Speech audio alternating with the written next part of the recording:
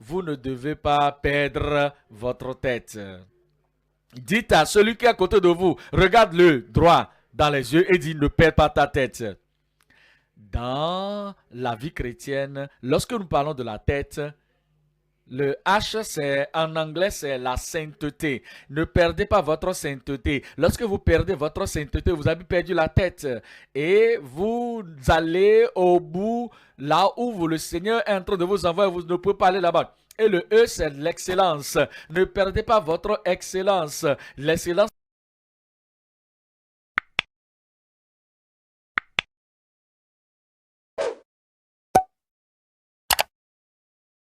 considérons le privilège conféré des croyants qui gardent l'alliance. Ceux qui croient au Seigneur et qui le démontrent, ils croient au Seigneur et ils ont l'évidence de cette foi en Dieu, le privilège que ces gens reçoivent et le privilège qui est confirmé ou conféré à ces gens-là. Nous sommes en train de reconsidérer Genèse 22. Genèse 22, verset 17. Genèse 22, verset 17. Il dit, je te bénirai et je te multiplierai. Je multiplierai ta postérité comme les étoiles du ciel et comme le sable qui est sur le bord de la mer. Et ta postérité possédera la porte de ses ennemis. Pourquoi? Sur quelle base? Regardez le verset 18. 18 et dit, toutes les nations de la terre seront bénies en ta postérité. Parce que, parce que, parce que, ce n'est pas parce que c'est ce que Dieu a dit, il va faire et il va le faire ainsi. Que tu sois juste ou pas, il va le faire. Que tu sois en haut ou en bas, je vais le faire. Que tu sois dans la justice ou dans la méchanceté, je vais le faire. Non. Il dit, je vais faire ceci, faire cela parce que tu as obéi à ma voix. Parce que tu as obéi à ma voix. Regardez Psaume 119. Psaume. Psaume 91 plutôt, verset Psaume 91. Psaume 91, il dit, le Psaume 91, le verset 7. Il dit, 1000 tomberont à ta gauche, 10 000 à ta droite, cela ne t'atteindra pas. Vous savez, pour les enfants d'Israël, des milliers d'eux, ils sont sortis de l'Égypte. Personne parmi eux n'était faible dans leur tribu. Pourquoi et comment? Et il dit qu'il envoya sa parole et il les guérit tous. Et il les délivra de la destruction. Pourquoi? Il y avait un parce que. Il y avait un parce que. Regardez notre église, regardez tous nos frères un peu partout ici à Lagos et un peu partout dans tout le monde entier, dans toutes les régions, dans toutes les congrégations. Et regardez comment les milliers ils sont. Et tout le monde, pas de méchanceté, pas d'infirmité, pas de destruction, pas de folie, pas de maladie qui descend sur qui que ce soit au nom de Jésus. Mais il dit, je dis, est-ce que c'est possible que cela soit ainsi, que personne ne soit malade parmi nous? Oui, si nous remplissons les conditions. 10 000 tomberont au dehors là-bas sur ceux qui sont dehors. Et 10 000 de l'autre côté dans les gens religieux, les traditionnels, les adorateurs traditionnels. 10 000 à ta gauche, 1000 à ta droite, mais ça ne t'atteindra pas. Verset 8, verset 8. De tes yeux seulement, tu regarderas et tu verras la rétribution des méchants. Le verset 9, Psaume 91, verset 9. Car, tu es mon refuge. Tu as fait de l'Éternel ton refuge. Ô Éternel, tu fais du très haut ta retraite. Tu as fait de l'Éternel l'époux, notre sauveur, notre pourvoyeur. Tu as fait de lui notre bouclier, notre refuge, notre habitation. Regardons par exemple, votre mari est physiquement avec vous. Et il y a un certain monsieur quelque part qui vient te proposer des choses. et ton mari est là en train de te regarder avec l'homme et tu es en train de regarder ton mari. Même un pécheur, généralement, lorsque le pécheur, une pécheresse, une femme pécheresse, attachée à ce monsieur qui est en train de lui faire des avances, lorsque le mari est là en train de regarder, vous ne parlez pas, est-ce que c'est possible que la pécheresse peut faire ça? Maintenant, qu'en est-il d'un croyant? À plus forte raison, un croyant. Si le Seigneur est là, votre habitation, si le berger est là, dans votre habitation, si dans votre conscience il est là, vous êtes conscient que le mari est là, l'époux est là, et que toutes ces autres personnes qui ont les œuvres de la chair viennent et vous font des avances. Si vous êtes consciente que l'époux est là, vous êtes conscient que l'époux est là, le présent est là, et ou bien, je vais dire, le Seigneur est là, est-ce que vous allez répondre aux avances? Répondez-moi. C'est non. Maintenant, si un soi-disant croyant est en train de se soumettre à quoi que ce soit, les œuvres de la chair, les activités de péché, et il est en train de faire des choses qui ne voudront pas voir la lumière du jour, alors il n'a pas fait du très haut son habitation. Et puisqu'il n'a pas fait du très haut le Seigneur, l'Éternel, son habitation, et qu'il est en train d'agir comme si le Seigneur n'existe pas, cet homme est un athée.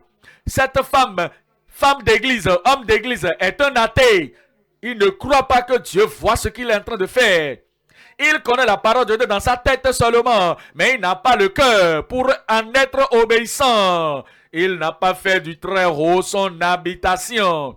C'est pour cela que ces choses se produisent. Regardez le verset 10.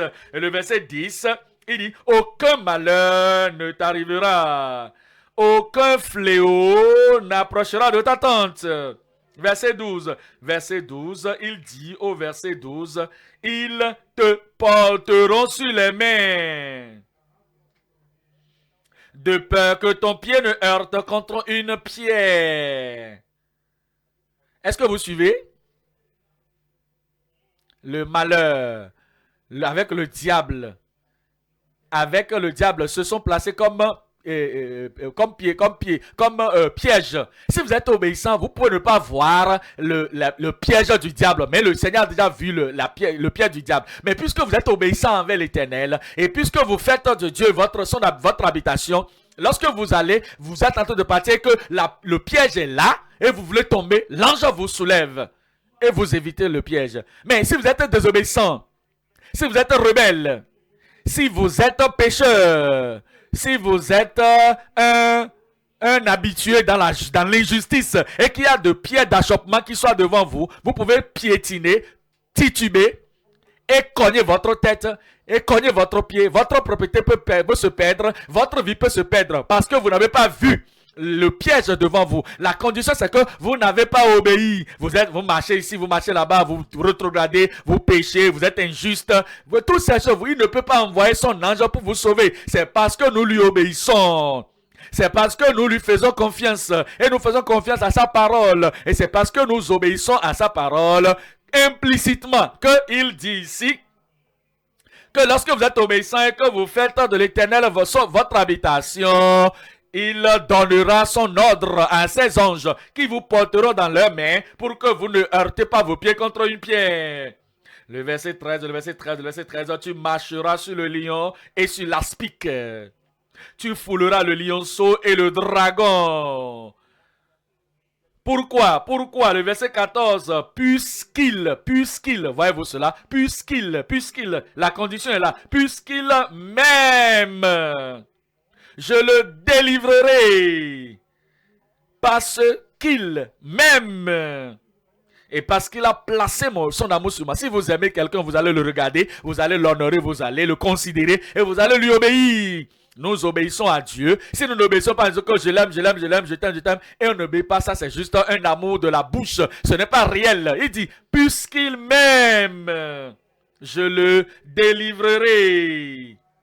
Je le protégerai, puisqu'il connaît. Voyez-vous, il nous dit, je fais ceci, je le dis à ceux-là qui m'honorent. Je le dis pour ceux-là qui obéissent à Dieu. Je le dis pour ceux qui donnent la révérence et le respect à Dieu. Il dit, puisqu'il connaît mon nom. Verset 15. Verset 15. Il m'invoquera et je lui répondrai. Ça, c'est l'alliance là. Ça, c'est l'alliance. Il dit à cause, puisque, parce que, si, parce que tu as placé ton amour sur lui, et parce que tu fais de lui ton habitation, et parce que tu es obéissant à lui, et parce que tu es né de nouveau, et que tu démontres l'évidence de la nouvelle naissance, il dit, à cause de cela, il ordonnera.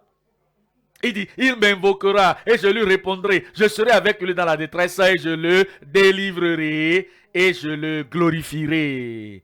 Quelqu'un n'a qu'à crier Amen. 1 roi 11. 1 roi 11. 1 roi 11. 1 roi 11. Le verset 9. 1 roi 11, verset 9.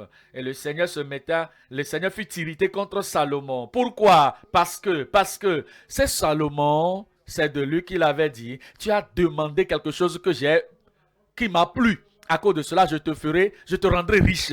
À cause de cela, je vais t'élever. À cause de cela, je ferai ça pour toi. Je te donne la sagesse qu'aucun roi avant toi n'a jamais eue. Et après toi, personne n'aura la sagesse que tu auras. Tu es spécial parce que ta prière a plu à Dieu. Ta prière m'a plu. Maintenant, le Seigneur, le même Dieu qui était content avec lui, le même Dieu qui l'avait béni, le même Dieu qui l'avait promu, ce même Dieu s'est mis en colère contre Salomon parce qu'il avait détourné son cœur de l'Éternel, le Dieu d'Israël, qui lui était apparu 2 fois. Regardez la faveur dont a joui Salomon et regardez la relation, l'interaction entre lui et l'Éternel. Regardez les grandes bénédictions que l'Éternel lui avait données. Mais maintenant, il a pris tout à la légère. La sagesse qu'il avait, la connaissance qu'il avait, la faveur qu'il avait eue, les bénédictions qu'il avait reçues. Maintenant, le Seigneur lui a donné les bénédictions.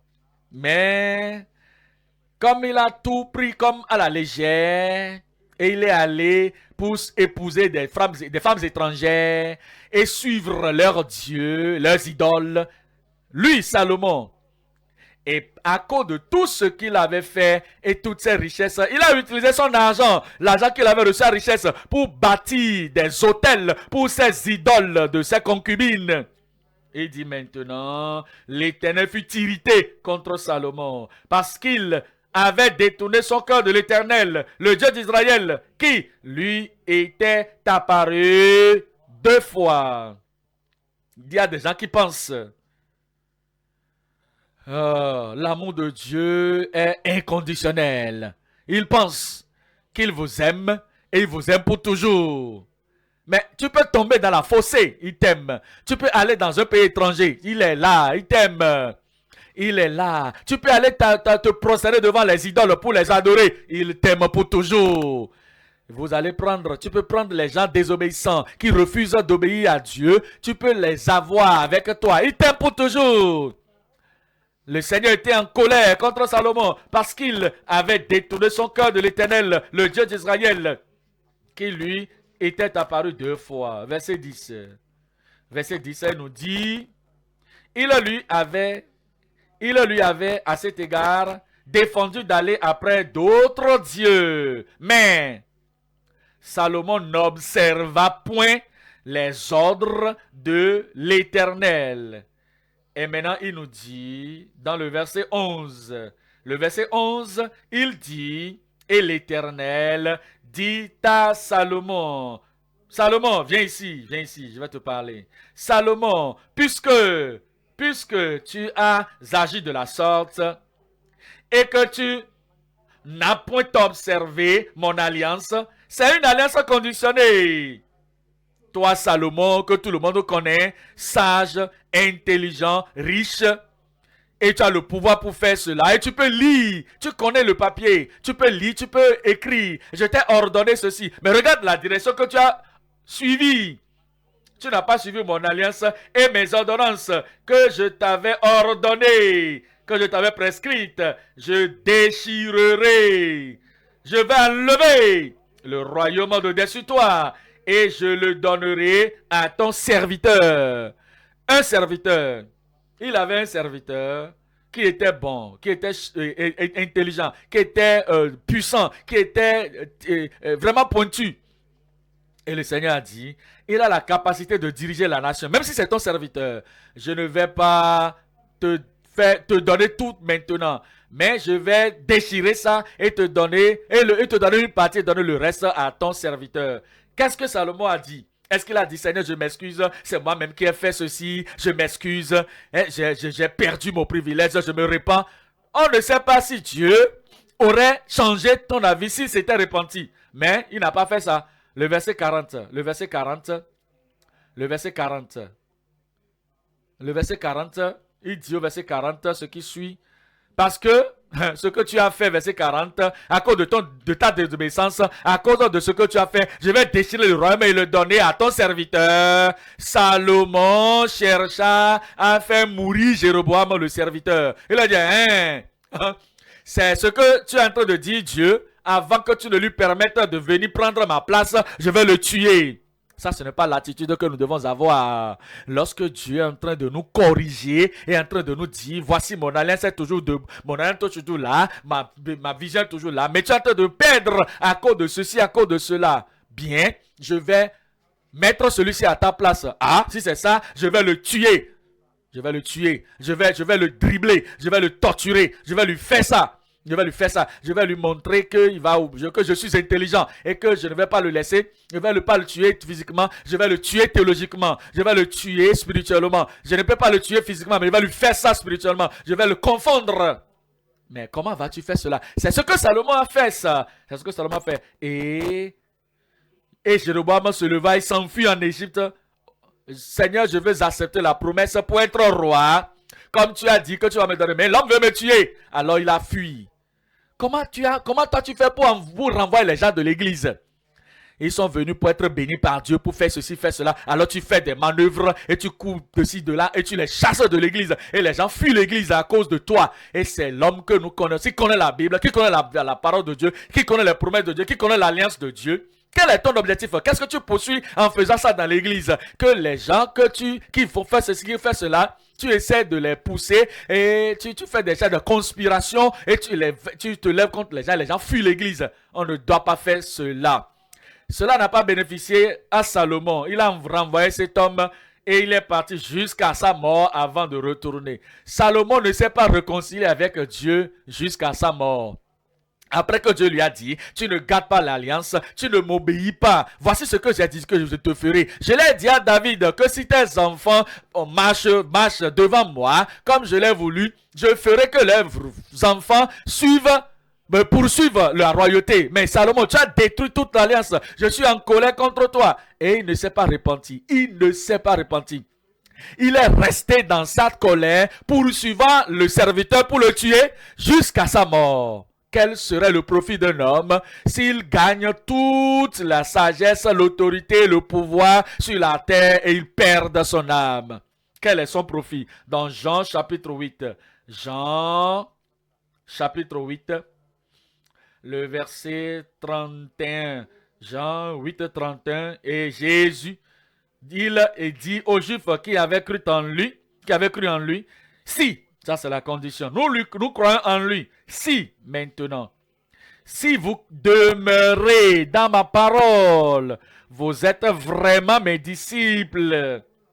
Quelles sont les paroles de Jésus? Quiconque va s'humilier comme ce petit enfant, il sera élevé, il sera exalté. Si vous continuez dans ma parole, quiconque s'exalte lui-même sera rabaissé. Si vous continuez dans ma parole.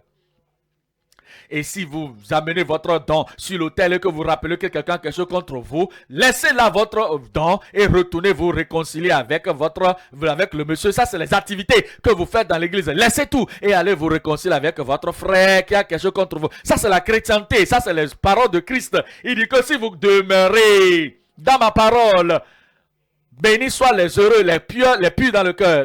Heureux les purs, ceux qui sont purs dans le cœur. Ce n'est pas ceux qui essaient de faire ceci, faire cela, non. Mais ils sont purs dans le cœur, ils verront Dieu. Ça, c'est les propos de Jésus. Il dit que votre justice doit excéder celle des scribes et des pharisiens. Sinon, vous ne pourrez pas rentrer dans le royaume des cieux.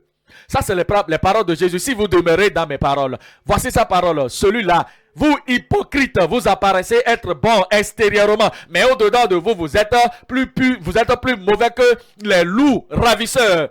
Ça, c'est les propos de Christ. Pourquoi vous voulez faire maintenant de l'hypocrisie votre mot d'ordre? Pourquoi? Il dit, maintenant Jésus dit à ces Juifs qui avaient cru en lui, si vous demeurez dans ma parole, vous êtes vraiment mes disciples. Verset 32.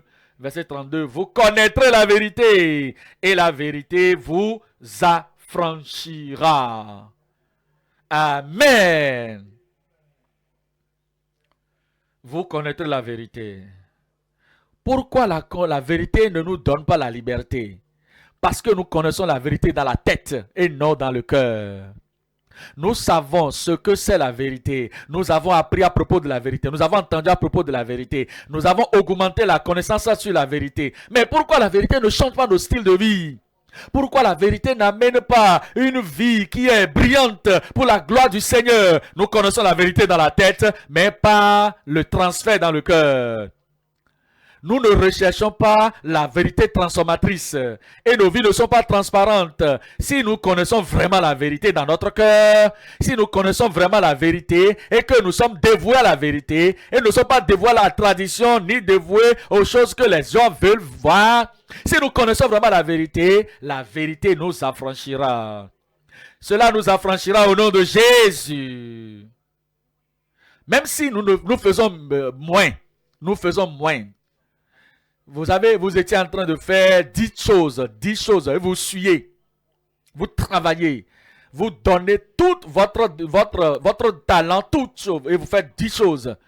Mais c'est sur la plateforme de l'hypocrisie, le mensonge, la déception, la tromperie, démontrant aux autres, trompant les gens, détruisant la vie des gens, en faisant en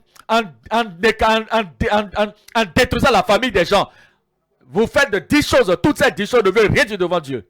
Rien, absolument rien. Mais nous connaissons la vérité maintenant. Ce qui est important maintenant, c'est quoi? Mon cœur pour Dieu, ma vie pour Dieu, ma dévotion pour Dieu, ma transparence devant Dieu. Même si je fais peu de choses, je fais 6 choses. Je vais laisser 1, 2, 3, 4 choses.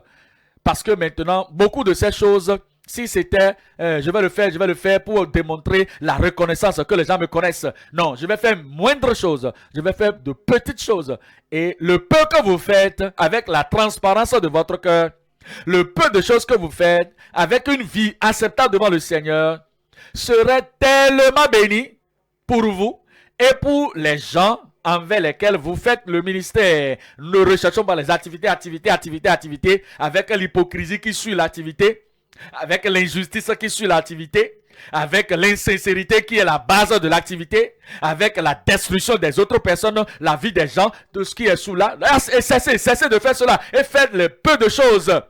Et lorsque vous faites peu de choses dans la vérité, et que vous faites le peu de choses dans la totalité de la transparence envers Dieu, et que vous rappelez Dieu dans tout ce que vous faites, les bénédictions des gens auxquels vous êtes en train d'administrer, parce que l'Esprit de Dieu va suivre ce que vous faites, la puissance va suivre ce que vous faites, l'onction va suivre ce que vous faites.